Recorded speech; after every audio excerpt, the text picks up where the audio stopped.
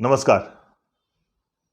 मैं राजेश नायडू, मुख्य संपादक पार्थशर समाचार। आज आप सब लोगों के सामने इसलिए मुखातिब हूँ क्योंकि आज 9 फरवरी 2022 को पार्थशर समाचार शुरू होकर पूरे 1 वर्ष हो रहे हैं। यह 1 वर्ष की मेरी और पार्थशर की जर्नी बहुत ही रोमांचक, बहुत ही लर्निंग और बहुत ही इंटरेस्टिंग रही।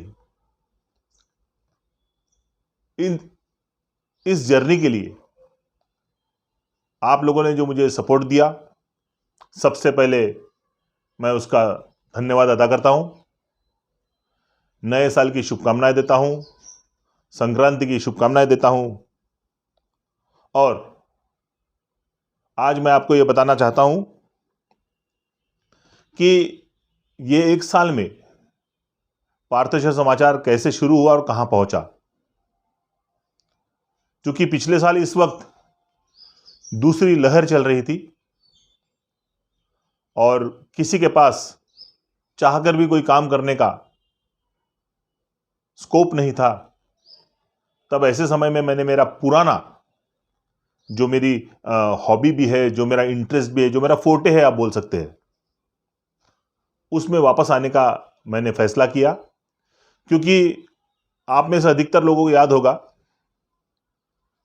सन 1999 से 2002 तक हेलो चंद्रपुर के नाम से चंद्रपुर का पहला वीडियो केबल लोकल न्यूज़ यह दिखाने का श्रेय हम लोगों को प्राप्त है। और उस वक्त तो यह एक्सपेरिमेंट था, हमें खुद को पता नहीं था हम क्या करने जा रहे हैं, मगर जिस तरह से हमें सफलता मिली, लोगों ने जिस तरह से सराहा, वो अद्वितीय था। जिसके बाद इसके फायदे देखते हुए इसमें बड़े बड़े लोग शामिल हो गए थे और मुझे कुछ समय के लिए हेलो चंद्रपुर से और मीडिया फील्ड से दूर होना पड़ा था। मगर क्योंकि मैं बैचलर ऑफ मास कम्युनिकेशन का स्टूडेंट रह चुका हूं, सत्यधारा इस वीकली में श्री सुनील कुहिकर, श्री किशोर जामदार, श्री संजय रामगिरवार जैसे लोगों के साथ में काम कर चुका हूं। उसके बाद में पार्थशर फोर्टनाइटली मैगजीन में डॉक्टर शंकर चौधरी जैसे के साथ में काम कर चुका हूं। तो मेरा कोर इंटरेस्ट था और मैं हरदम से चाहता था कि मैं इस फील्ड में वापस आऊं, जिसका मौका मुझे पिछले साल मिला।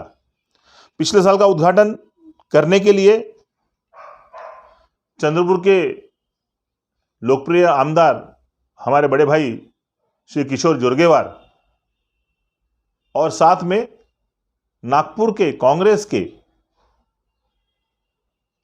एमएलसी श्री अभिजीत वंजारी जी ये मुख्य रूप से उपस्थित थे।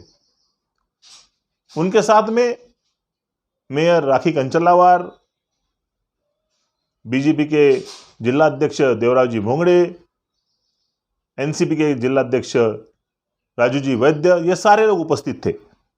इन्होंने भर भर के मुझे इस पूरे वर्ष में आशीर्वाद दिया, जिस वजह से मैं इस चैनल को यानी कि पार्थशर समाचार को फिजिकली और फाइनेंशियली तथा प्रैक्टिकली मैनेज कर पाया।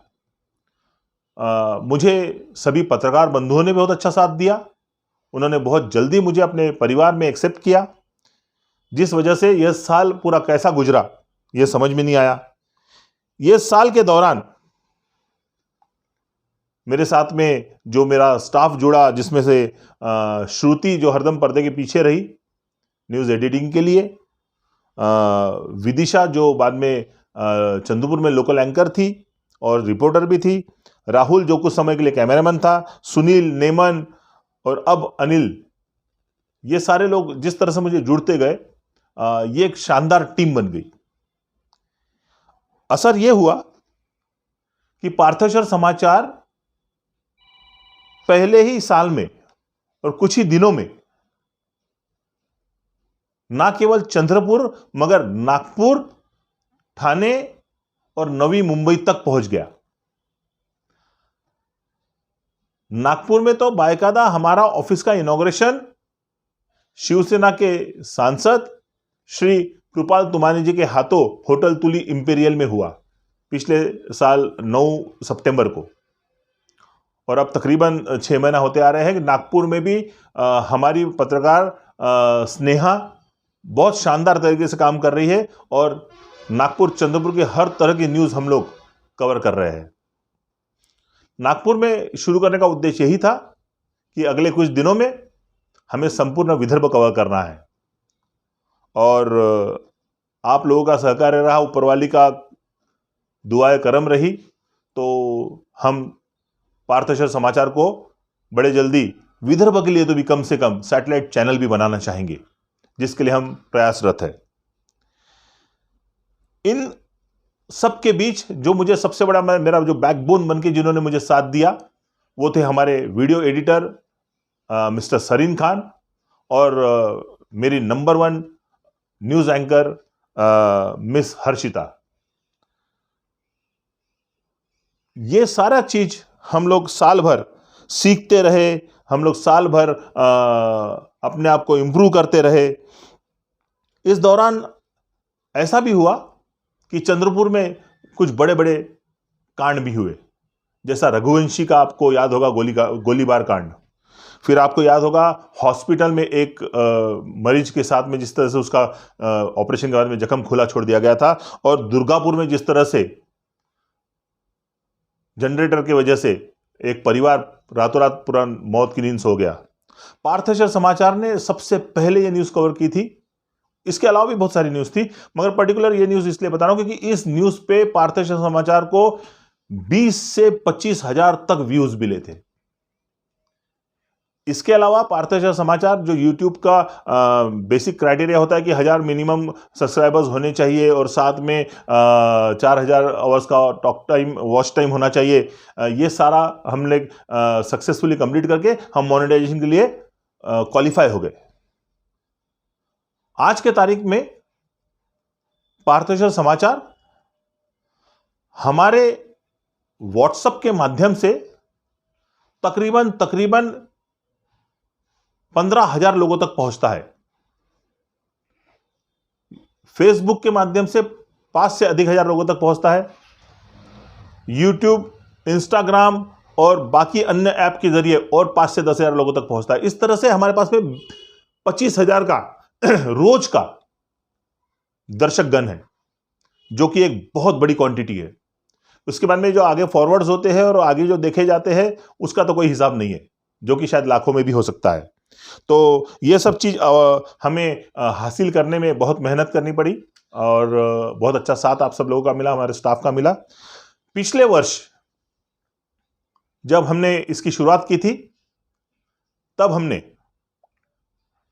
माननीय अतिथियों को निवेदन किया था कि सामाजिक दायित्व होने के अनुसार हमने रिक्वेस्ट किया था अभिजीत वंजारी जी को और किशोर जी जोरगेवार को कि महाराष्ट्र के छत्रपति पुरस्कार्थी खिलाड़ियों को जॉब या फिर पेंशन दिलाने में मदद करे, और जिसके लिए हम लोग पूरे साल भर प्रयासरत थे और काफ़ी कुछ उसमें हलचल हुई है और हो सकता है कुछ समय में हमें कुछ अच्छा नया डेवलपमेंट सुनने मिले। इस साल पहला वर्षगांठ कैसे मनाएं, यह जब बात दिमाग में आई तो हमने सोचा क्यों ना चंद्रपुर के आउटस्टैंडिंग काम करने वाले लोगों को विभिन्न क्षेत्र के लिए पुरस्कृत किया जाए।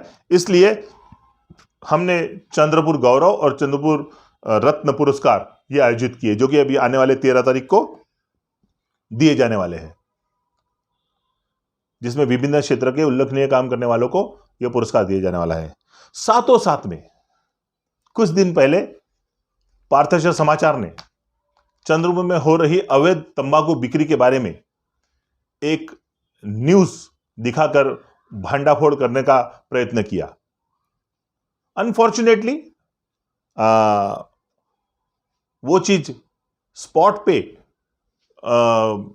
पुलिस लेट आने की वजह से या अधिकारी लेट आने की वजह से वो चीज स्पॉट पे साबित नहीं हो सकी, मगर उस चीज ने पार्थशर समाचार को एक मिशन दिया और हम इस वर्ष, जैसा पिछले साल छत्रपति अवार्डीज के लिए हमने सोचा था, इस वर्ष हमने यह तय किया है कि अब हम पार्थशर के माध्यम से